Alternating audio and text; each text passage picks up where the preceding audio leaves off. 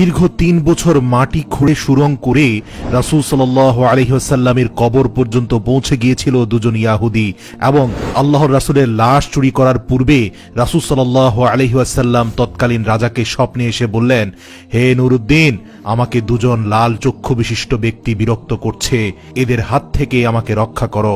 প্রিয় দর্শক, হিজরির ৫৫৭ সালে ইয়াহুদিরা চক্রান্ত করে রাসূল সাল্লাল্লাহু আলাইহি ওয়াসাল্লামের লাশ চুরি করতে নিয়েছিল মদিনা থেকে।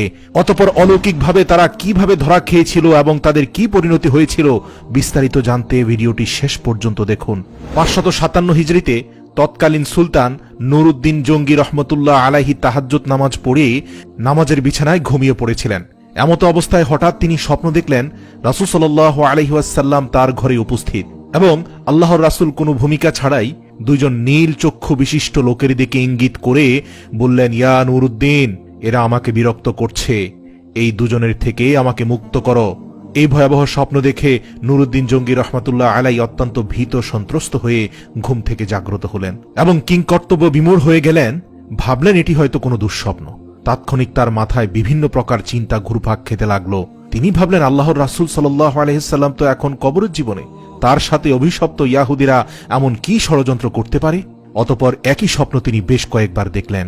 কাল বিলম্ব না করে ১৬,০০০ অশ্বারোহী সৈন্য নিয়ে তিনি মদিনার দিকে রওনা দিলেন।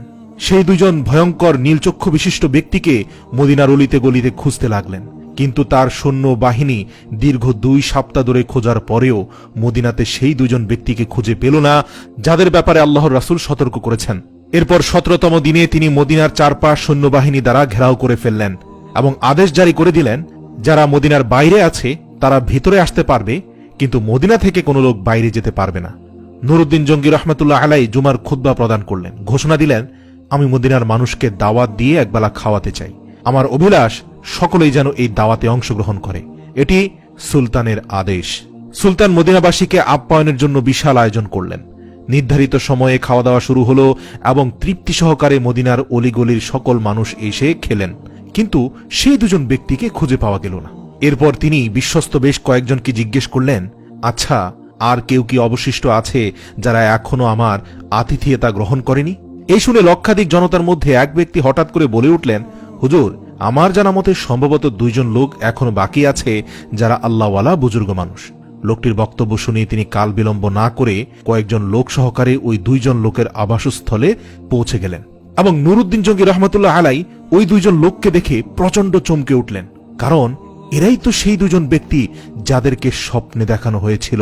তিনি জিজ্ঞাসা করলেন, কে তোমরা? কোথা থেকে এসেছ? তোমরা সুলতানের দাওয়াতে কেন শরীক হলে না? লোক দুটো তাদের পরিচয় গোপন করে বলল, আমরা মুসাফির, হজের উদ্দেশ্যে এসেছিলাম, কিন্তু প্রিয় নবী সাল্লাল্লাহু আলাইহি ওয়াসাল্লামের প্রেমে আত্মহারা হয়ে আর ফিরে যেতে মন চাইল না, তাই বাকি জীবন রওজার পাশে কাটিয়ে দেওয়ার নিয়তে এখানে রয়ে গেছি। উপস্থিত জনগণ তাদের পক্ষ হয়ে বলল, হুজুর, এরা খুবই আল্লাহওয়ালা মানুষ, সারাদিন ইবাদত বন্দিগি করে। এরপর সুলতান কারো কথায় কান না দিয়ে তাদেরকে সেখানে আটকে রাখার নির্দেশ দিলেন। অতঃপর স্বয়ং তাদের থাকার জায়গায় গিয়ে খুব ভালো করে অনুসন্ধান চালালেন, কিন্তু সেই স্বপ্নের সাথে সম্পর্কিত কোনো কিছু সেখানে পাওয়া গেল না। এখনো রহস্য উদ্ঘাটন করতে না পারায় তিনি সীমাহীন চিন্তিত হয়ে পড়লেন। এক পর্যায়ে নুরুদ্দিন জঙ্গি রহমতুল্লাহ আলাই সেই ঘরের ভিতরে তার সঙ্গীদের বললেন, আচ্ছা, তাদের নামাজের মুসল্লাটি একটু উঠাও তো। সঙ্গীরা নির্দেশ পালন করল। নামাজের মুসল্লাটি বিছানো ছিল একটি চাটাইয়ের উপর। সুলতান আবারও নির্দেশ দিলেন, চাটাইটিও সরিয়ে ফেল। তারপর চাটাই সরানোর পর দেখা গেল সেখানে বিশাল এক পাথর। সুলতানের নির্দেশে সেই পাথরটিও সরানো হলো।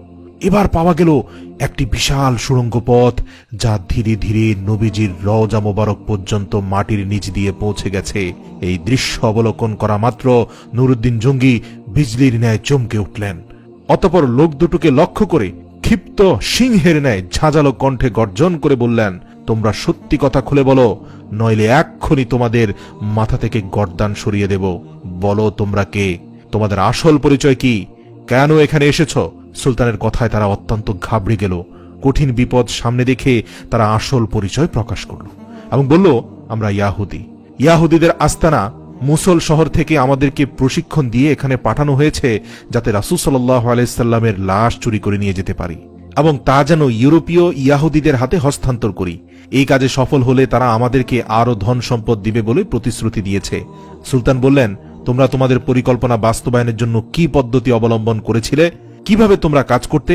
তারা বলল, আমাদের নিয়মিত কাজ ছিল রাত গভীর হলে অল্প পরিমাণ সুড়ঙ্গ খনন করা এবং সাথে ওই মাটিগুলো চামড়ার মজকে ভর্তি করে অতি সন্তর্পণে মদিনার বাইরে ফেলে আসা। আজ দীর্ঘ 3 বছর যাবৎ এই মহাপরিকল্পনা বাস্তবায়নের কাজে আমরা অনবরত ব্যস্ত আছি। ঠিক যে সময় আমরা রওজা মোবারকের নিকট পৌঁছে গেলাম, মাটি খুঁড়তে খুঁড়তে আর একটু গেলেই রওজা মোবারকে পৌঁছে যাব, রাসূল সাল্লাল্লাহু আলাইহি সাল্লামের লাশ আমাদের হাতে চলে আসবে, ঠিক সে সময় ধরে আমাদের মনে হলো আকাশ যেন ভেঙে টুকরো টুকরো হয়ে যাচ্ছে, জমিন যেন প্রচণ্ড ভূমিকম্পে থরথর করে কাঁপছে। আমরা কোনোভাবে আর মাটি খুঁড়তে পারলাম না। দীর্ঘ 1 বছর মাটি খোঁড়া বন্ধ করে শুধু পরিকল্পনা করছি, কারণ গর্তে প্রবেশ করলেই ভূমিকম্প শুরু হয়ে যায়। তাদের বক্তব্য শুনে সুলতানের চোখ দিয়ে পানি পড়তে থাকলো এবং তার কাছে সবকিছু পরিষ্কার হয়ে গেল। তিনি সেই 2 ইয়াহুদীকে নজিরবিহীন শাস্তির ব্যবস্থা করলেন। একটি বিশাল ময়দানে 20 হাত উঁচু একটি কাঠের মঞ্চ তৈরি করলেন। নির্ধারিত সময়ে লক্ষ লক্ষ লোক উক্ত মাঠে সমাবেত হল। সুলতান নুরউদ্দিন জঙ্গি রহমতুল্লাহ আলাই অপরাধী লোক দুটোকে লোহার শিকল দ্বারা আবদ্ধ করে মঞ্চের উপর বসালেন। তিনি লোকজনদের বিপুল পরিমাণে লাকড়ি সংগ্রহের আদেশ দিলেন। তারপর লক্ষ জনতার সামনে সেই ইয়াহুদী লোক দুটোকে মঞ্চের নিম্নভাগে আগুন লাগিয়ে পুরো ভস্ম করে দিলেন। কোনো কোনো বর্ণনায় আছে সেই আগুন নাকি দীর্ঘ 11 দিন পর্যন্ত জ্বলছিল। অতঃপর বিপুল পরিমাণ অর্থ ব্যয় করে 1000 মণ সীসা গলিয়ে রাসূল সাল্লাল্লাহু আলাইহি ওয়াসাল্লামের রওজা শরীফের চারপাশে মজবুত প্রাচীর নির্মাণ করে দেন, যেন ভবিষ্যতে আর কোনো ইয়াহুদী চক্রান্ত করে নবীজির লাশ চুরি করার দুঃসাহস না দেখাতে পারে। এরপর তিনি রব্বুল আলামিনের দরবারে শুকরিয়া আদায় করলেন এবং তাকে রব্বুল আলামিন এত বড় খেদমতের জন্য কবুল করায় তিনি সপ্তাহব্যাপী আনন্দ অশ্রু বিসর্জন দিয়ে মুনাজাত এবং সিজদায় পড়ে রইলেন। ইতিহাস থেকে পাওয়া যায় যে নুরউদ্দিন জঙ্গি রহমতুল্লাহ আলাই ইন্তেকালের পর ওসিয়ত মোতাবেক তার লাশকে রাসূল সাল্লাল্লাহু আলাইহি সাল্লামের রওজা মোবারকের কাছাকাছি দাফন করা হয়।